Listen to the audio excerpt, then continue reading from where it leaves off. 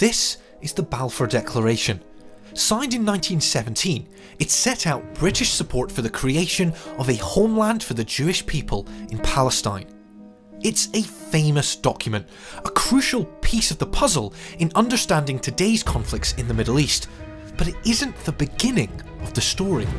In fact, when the Balfour Declaration was signed, the British had already promised this land to Arabs as an independent state, and promised the French government that it would be an internationally administered zone, and even then, most of the land was still under Ottoman control. So why did Britain make these three conflicting promises?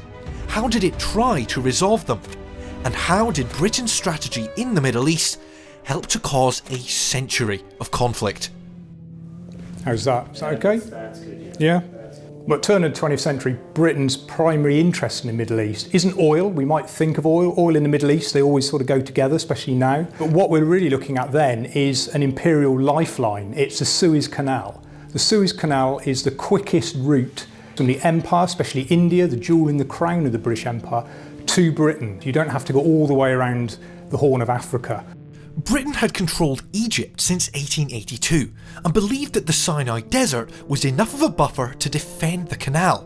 But when the First World War began in 1914, the Ottoman Empire took Germany's side. In February 1915, the Ottomans launched a surprise attack across the desert to attack the Suez Canal. It's easily beaten off by the British and Indian defenders, but the British are really worried that the Ottomans are going to use Sinai as a launch pad for further attacks on the canal. There's then a total mind change in British strategy back in London. There's stalemate on the Western Front, the Russians are collapsing into revolution, and the idea now is to look for a quick victory somewhere else away from France and Flanders. And Lloyd George thinks Palestine is where we can do it. We can knock the Ottomans out of the war, but also the Suez Canal will be safe from any threat.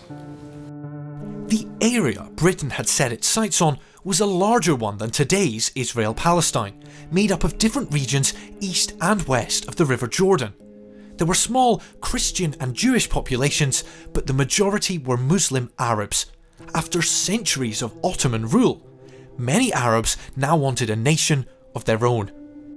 Nationalism is growing across the multinational empires of Europe during the late 19th and early 20th centuries, and the Ottoman Empire is no stranger to this. The main reason for this is in 1908 there's a revolution within Turkey to try to strengthen and modernise the empire. It's called the Young Turk Revolution. And what happens is some very nationalistic Turks take over the government and are really into centralising and pushing the idea of Turkish identity. And this really starts to rile a lot of these Arab leaders. And this is where we start to get pan-Arab nationalism coming up and the idea of one independent land for all of those Arab peoples. One of those leaders was Sharif Hussein of Mecca. In charge of the Islamic holy cities of Mecca and Medina, he was held in high regard by the local people. The British decided to use this to their advantage, promising him rulership over an independent Arab state if he rebelled against Ottoman rule. Sure enough, in 1916 the revolt began with Hussein's sons Faisal and Abdullah leading the fighting. As British and Commonwealth troops under General Allenby advanced through Palestine, Arab militia with help from T.E. Lawrence distracted the Ottomans. This is a typical Arab headcloth, and it's accompanying a ghoul, which is the headband that you keep the headcloth firmly on your head. And these were actually worn by an Arab who took part in that Arab revolt up through the Hijaz and into Palestine and Syria towards the end of the war. This comes from the regular forces of the Sharifian army. These men were former Ottoman soldiers and they volunteered to fight for Arab independence. And they were particularly important because of their previous military training and skills with modern weapons such as artillery and machine guns. So these men are the Arab forces. They attack lines of communication, they blow up railways, they attack small garrisons, and that makes it very difficult for the Ottomans to move troops and supplies around. And finally, of course, on the 1st of October 1918, Faisal and the Arab army have the honour of taking the surrender of Damascus. But while the battle for Palestine was still raging, the British were doing secret backroom deals elsewhere. Between November 1915 and January 1916, British and French diplomats Mark Sykes and Francois-Georges Picot carved up the Ottoman Empire into British and French spheres of influence. The borders were largely arbitrary, with little regard for ethnicity or religion of the local populations. France would receive modern-day Syria and Lebanon, as well as parts of Turkey and Iraq, while Britain claimed the rest of modern-day Iraq and southern and eastern Palestine. The remainder of the territory was to be under international control. What the British are really looking for is an extra large buffer zone, again for the Suez Canal. It's all about the Suez Canal. The idea of making Palestine an international area, it's really because the British don't want to give this to the French, but the French don't want the British to have it. So it's a compromise. And in fact, this whole agreement is a compromise. It's a wartime compromise between two countries that happen to be allies, but are both still big political and imperial rivals, and they will go back to being imperial rivals after the First World War. Having already made commitments to Arab nationalists and the French government, in November 1917, the British made one more promise regarding the land in Palestine, this time to Zionists seeking to set up a national Jewish state. Zionism was a social movement that began in the 1800s. It was founded on the belief that Judaism was not only a religion, but a nationality, and that Jewish people deserved a state like British or French people did. Due to historical and religious ties to the region, Palestine became the desired location for this future Jewish state. So this armband, or brassard, was worn by a Palestinian Jewish volunteer with British forces serving in that area of the Middle East during 1918. Interestingly, there were 3 battalions of Jewish volunteers, 1 battalion of British, 1 of Americans, and 1 of Palestinian Jews. The British volunteers weren't really interested in Zionism at all. They were more interested in using that military service to the Crown to assimilate into British society. It was really the American volunteers and the local Jewish volunteers from Palestine who were really fired up by Zionism and wanted to use this to defeat the Ottoman Empire and secure that Jewish homeland. So what this object shows us, and the story behind it, is that although Zionism was a popular movement, the majority of Jews were not Zionists and didn't want to move to Palestine. Jewish immigration to Palestine had been slowly increasing throughout the 1900s, mainly fueled by brutal anti-Semitism and terrible pogroms in Russia. By 1914, the Jews in Palestine numbered around 60,000, or 8% of the population. But for the British, it was Zionists elsewhere that they were concerned with. In an effort to win the support of Jewish communities in both Allied countries like the United States and enemy countries like Austria-Hungary, the UK Foreign Secretary signed the Balfour Declaration, vowing to set up a national home for the Jewish people in Palestine.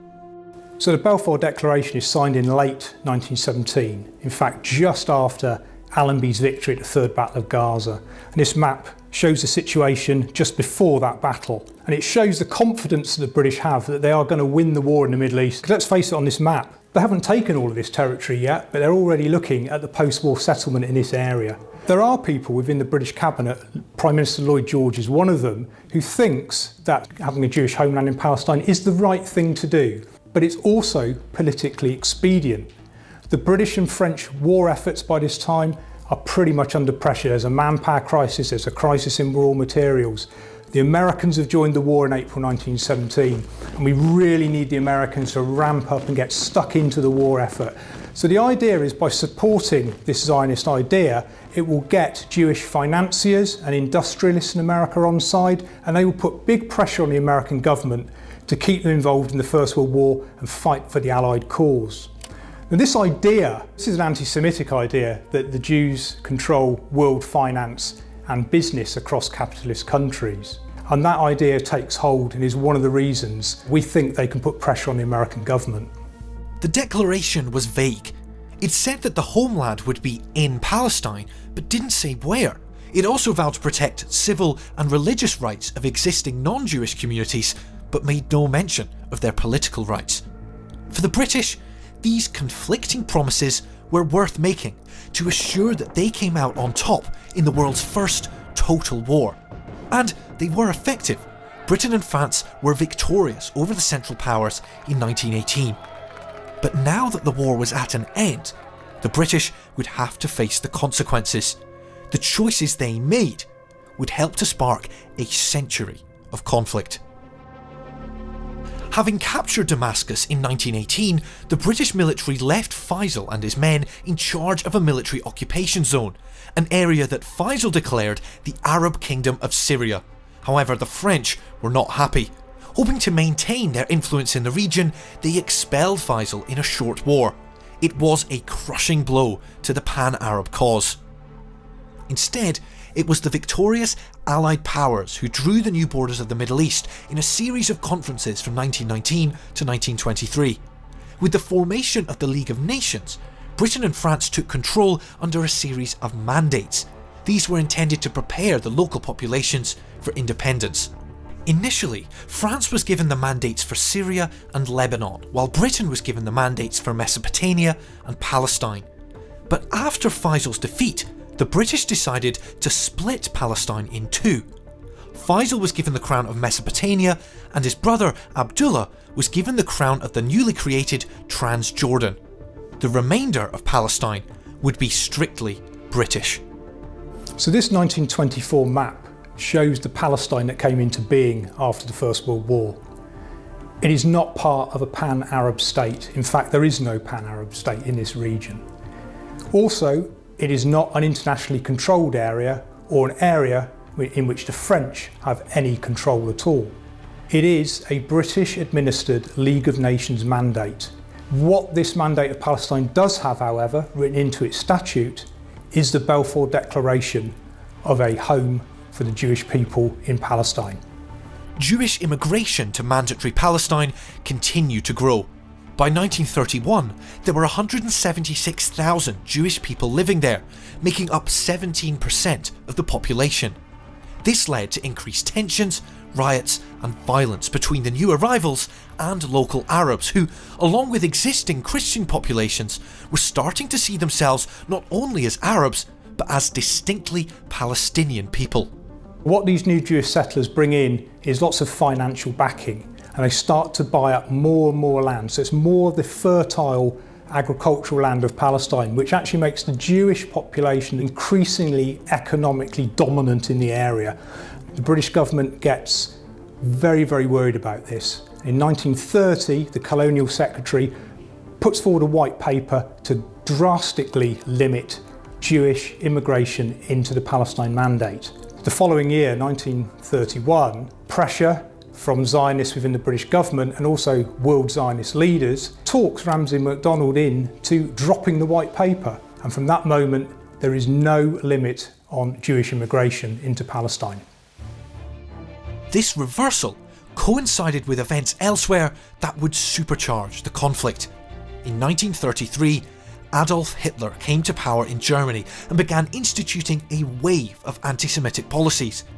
This sent shockwaves through the Jewish communities of Europe. However, for those seeking to flee, options were few, with most governments maintaining strict limits on Jewish immigration. For many Jews, Zionists or not, travelling to Palestine became the only option. By 1936, the Jewish contingent inside mandatory Palestine had doubled to 28% of the population. Now tensions began to escalate at an alarming rate. What began as a general strike among Palestinian Arabs in 1936 devolved into violent attacks on Jewish settlements and British military installations. This event became known as the Great Revolt. From this point, really, you can see Palestinian Arab nationalism as opposed to pan-Arab nationalism. They're fighting against an issue, that Jewish homeland and British control in the region, that no other mandate or any other has to fight against. And they want their own Palestinian state, an independent country, free from British control. The British response was to crush the revolt as quickly as possible with overwhelming strength. They brought a surge of new troops, more men than were serving in India at the time, and declared martial law in 1937. Favouring tactics of collective punishment, they destroyed homes and burned villages to the ground.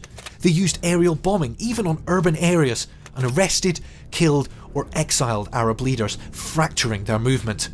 In addition, the British use Jewish auxiliary units to fight the Arabs during the revolt. But this is a real turnaround from 1921, when they disband the Jewish Legion. Now, in 1936-37, the British are so overstretched that they really don't care. They just need boots on the ground to sort this situation out and to end this revolt as quickly as possible. So by the end of the Arab revolt, 17% of the Arab male population are either killed, wounded, imprisoned or exiled. This really weakens the Arab cause in Palestine just at the moment when the Jewish population is getting more and more power.